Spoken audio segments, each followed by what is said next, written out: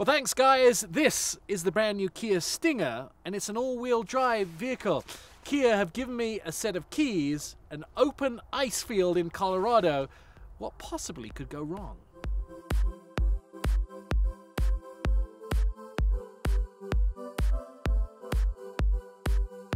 No one is ever going to do this with their own car. Well, at least it's unlikely. Take it out on a racing track covered in ice to see how well it performs. Going forward in the ice is no problem in the straightaways. Amazing speeds are possible, but the problem comes with stopping and turning. With all the safety systems on, we had no problem with the Stinger's all-wheel drive making the ice course. But turning them off was a different story. Crested Butte, Colorado is around 9,000 feet above sea level, and temperatures are in the single digits in the early part of the day. So it's cold, the air is thin, and the driving conditions are their most challenging. Driving through a slalom course was the first major exercise. With all the major safety systems turned off, the back end just slid out and you lost control. That was imminent if you gave it too much gas. The Stinger is extremely good looking on the outside and made heads turn. So just to make the car look a little more sexy on the snow and ice, it has quad exhaust pipes at the back.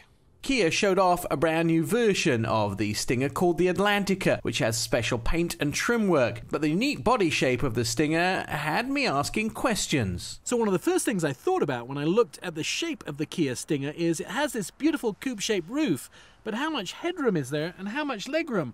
Well, as you can see, there's plenty of legroom for me in the back, and there's about 3 inches between the top of my head and the roof of the car.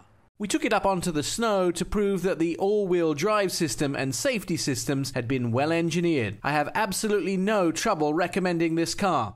The brand new Kia Stinger starts at $31,900 and is at dealerships right now. For our auto expert, I'm Nick Miles.